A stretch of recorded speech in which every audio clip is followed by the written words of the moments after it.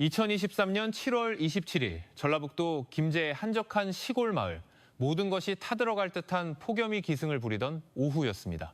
15살 김지훈 군은 이글거리는 태양을 피해 할아버지 집 뒤편에 낡은 연못가에 앉아 있었습니다. 이 연못은 원래 농업용수를 대기 위한 작은 저수지였지만 지훈 군의 할아버지 김영철 씨가 몇 년 전부터 미꾸라지와 잉어를 풀어놓곤 했습니다.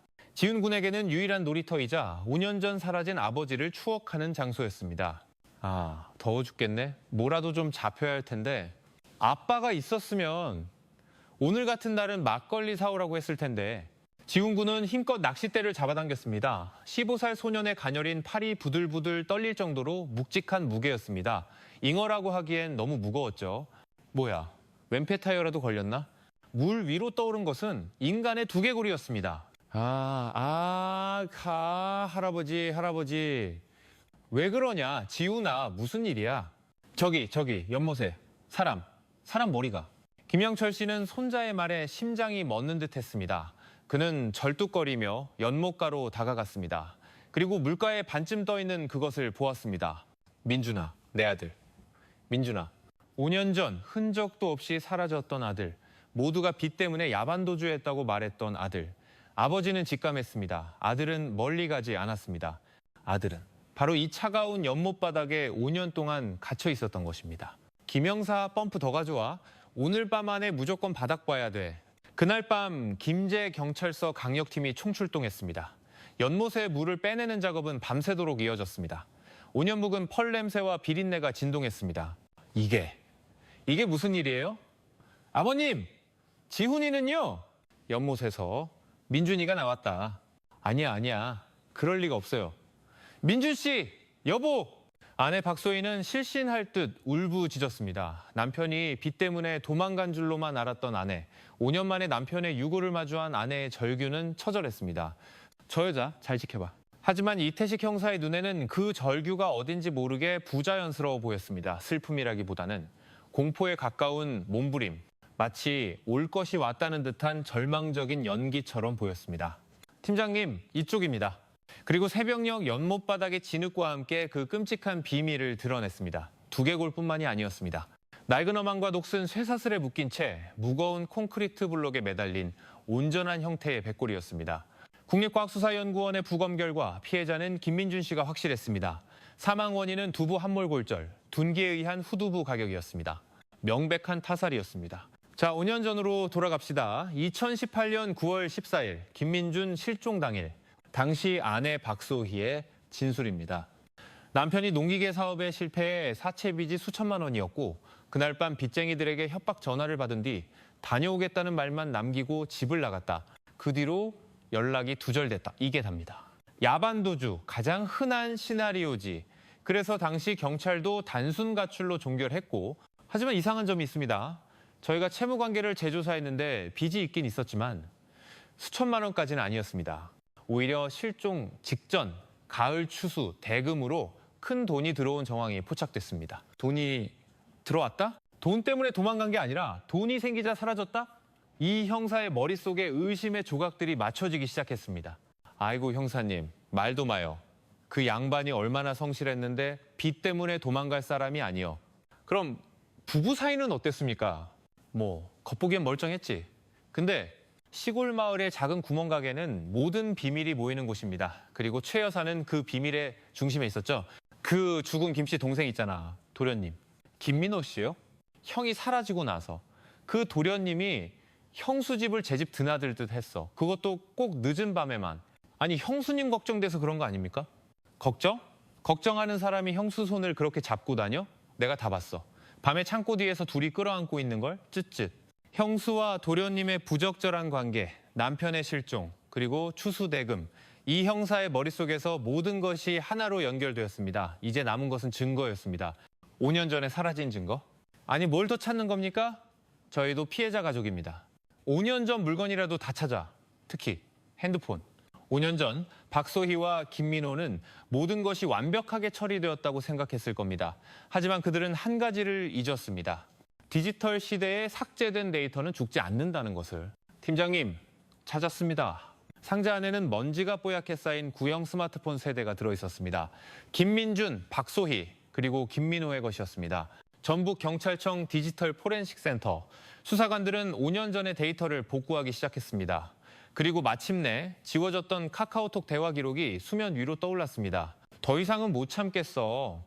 그 사람 얼굴 보는 거 지옥이야. 조금만 참아, 형수. 우리가 자유로워질 날 얼마 안 남았어. 추수 대금 들어온대. 그 돈이면 우리 지훈이 데리고 떠날 수 있어.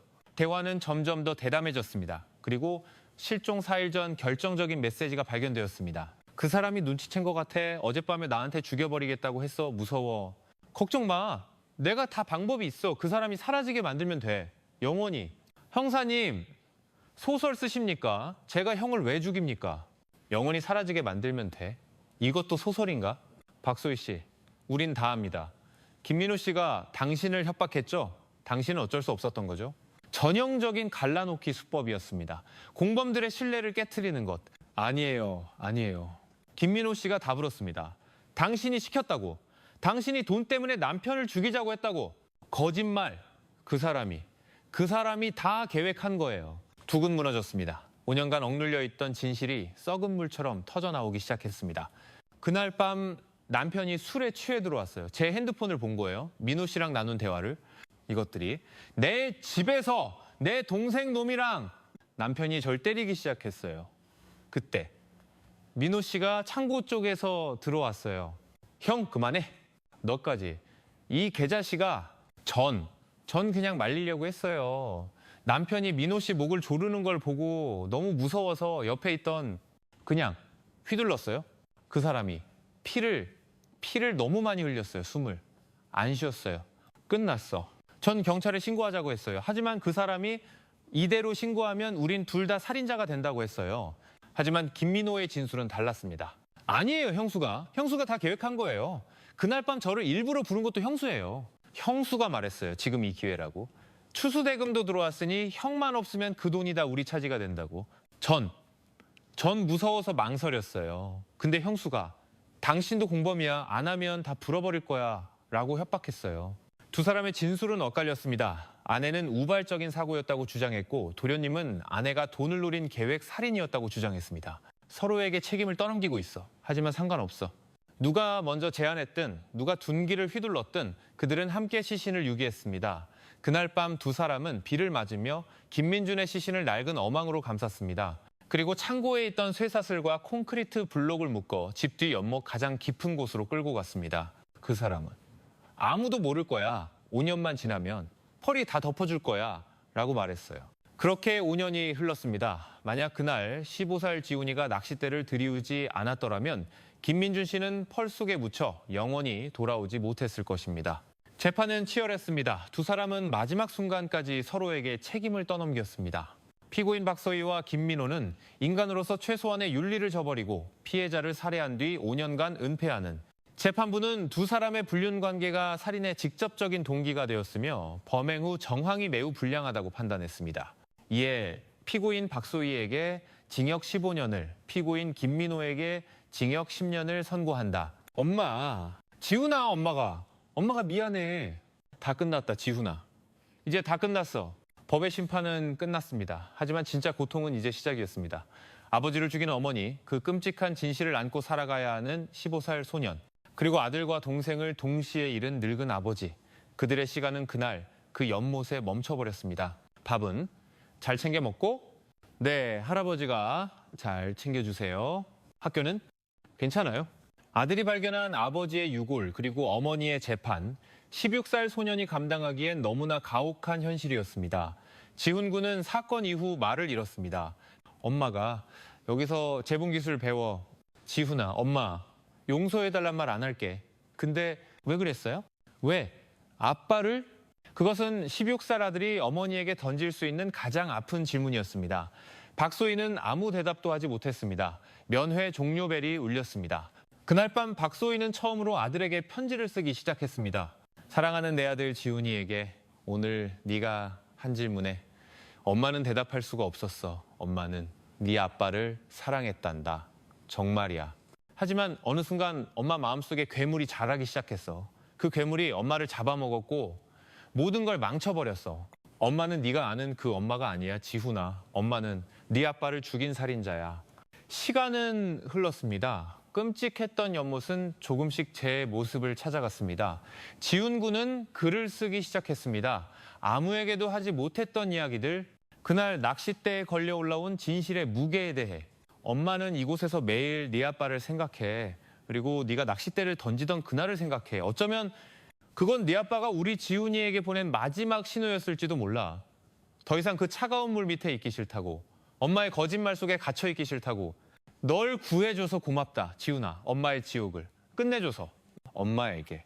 나는 엄마를 용서하는 법을 아직 모른다. 하지만 쓰는 법은 안다. 그래서 나는 쓰기로 했다. 언젠가 이 이야기가 끝나면 그때는 나도 연못이 아니라 하늘을 볼 수 있을지도 모른다. 김제 황금마을 연못 살인사건. 한 가족을 파멸시킨 욕망과 거짓말. 그리고 그 펄 속에서 낚아올린 끔찍한 진실. 5년의 시간은 범인들의 죄를 덮어주지 못했습니다. 그리고 남겨진 이들의 상처는 아마도 50년이 지나도 아물지 못할 것입니다. 나의 아버지는 연못에서 돌아왔다. 박소희는 그 노트를 끌어안고 소리 죽여 오열했습니다. 하지만 이번에는 공포나 거짓의 울음이 아니었습니다. 참회의 울음이었습니다.